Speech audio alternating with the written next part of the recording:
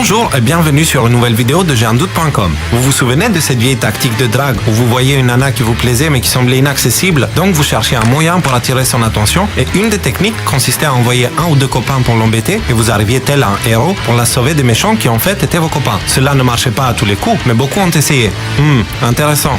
Et si ces techniques fonctionnaient aussi à une plus grande échelle? Essayons de comprendre ce qui s'est passé récemment en Libye. Beaucoup pensent que nous sommes allés pour sauver le peuple libyen, surtout parce qu'il y a du pétrole. Examinons les faits. En 1969, Kadhafi arrive au pouvoir après un coup d'État et récupère un des pays les plus pauvres du monde. 40 ans plus tard, la Libye faisait partie des pays les plus riches de l'Afrique. Récemment, il voulait instaurer une monnaie basée sur l'or et ne voulait plus être payé en dollars pour le pétrole libyen. Bien sûr, nous ne disons pas que c'était un ange car il a été accusé de nombreuses fois pour collaboration avec des groupes terroristes. Nous exposons simplement les faits. Il y a eu donc cette intervention militaire où M. Sarkozy a décidé d'être le premier à attaquer, toujours pour sauver le peuple libyen. Kadhafi a été tué et donc c'est aujourd'hui impossible de le juger et d'avoir sa version des faits. Depuis, un silence règne sur l'état de la Libye aujourd'hui. Que s'est-il passé ensuite? En suivant la piste de l'argent, nous nous sommes posé la question sur le financement très coûteux de cette guerre. Les États membres de l'OTAN sont censés financer cette guerre dont une partie des financements est prise sur nos impôts. Si c'est pour sauver un peuple entier d'un dictateur fou, pourquoi pas? Même si c'est à des milliers de kilomètres de chez nous et malgré une situation financière très discutable de la France à ce moment précis.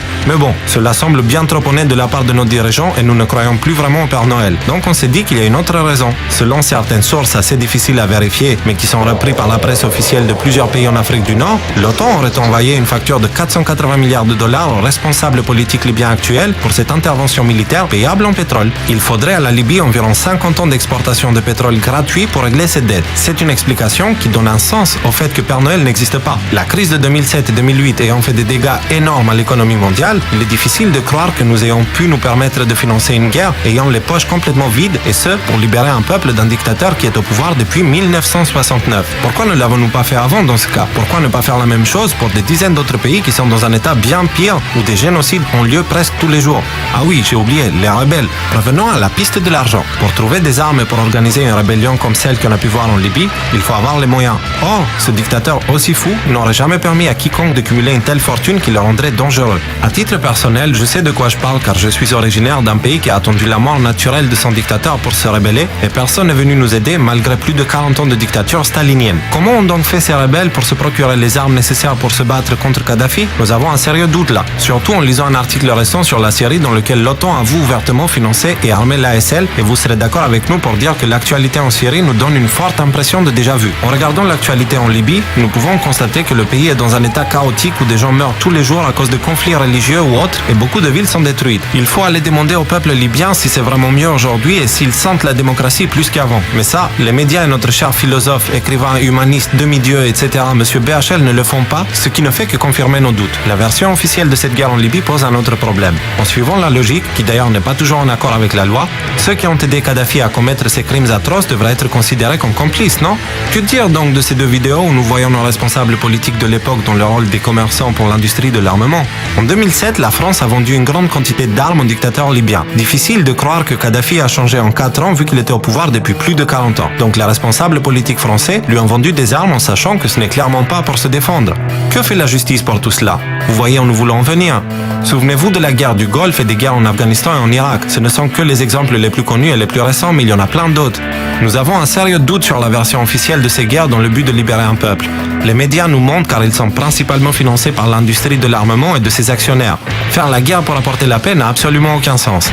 Penser que nous allons libérer certains pays et pas d'autres pour mettre la main sur leurs ressources naturelles est une chose. Mais si l'OTAN utilise la vieille tactique de drague en créant le problème pour arriver tel un super-héros et le résoudre, mettant ainsi la main sur les ressources naturelles des pays et gérant en plus des contrats de reconstruction pour une destruction apportée par leurs bombes, c'est bien plus grave. Il est temps d'exiger des réponses car l'histoire se répète actuellement en Syrie et bientôt en Iran. Nous ne sommes pas du côté des dictateurs, nous sommes du côté des civils innocents qui payent de leur vie notre indifférence. Si M. Perkins a raison, cela fait de nous des complices indirectement et je ne souhaite pas être complice de crimes contre l'humanité. Nous ne prétendons pas avoir la vérité absolue. Nous cherchons la vérité et nous demandons à nos médias et à nos responsables politiques d'arrêter de nous prendre pour des cons car nous ne le sommes pas. Nous finissons cette vidéo avec quelques extraits de la fameuse interview de John Perkins.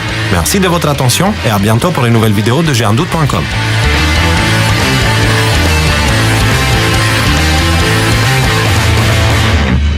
We economic hitmen have managed to create the world's first truly global empire, and it's basically a secret empire We do it many ways, but principally we identify a country that has resources our corporations covet, like oil, arrange a huge loan to that country from the World Bank or one of its sisters. The money never actually goes to the country, it goes to our own corporations to build big infrastructure projects in that country that help a few very wealthy people, but don't benefit the majority of the people who are too poor to buy electricity or have cars to drive on the highways, and yet they're left holding a huge debt that they can't repay.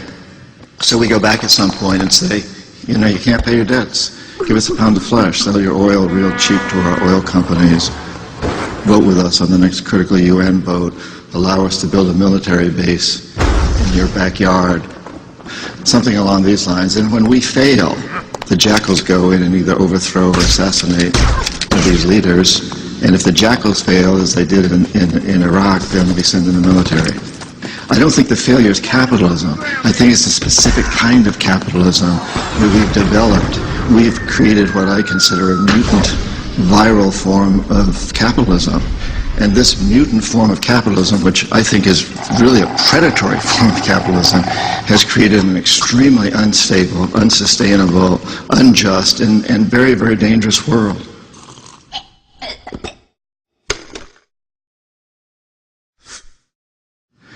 I've met a lot of terrorists. I've interviewed them for books. I've never met one who wanted to be a terrorist. They're desperate people. If we want to get rid of terrorism, we must get rid of the root causes, that cancer that is destroying our whole system.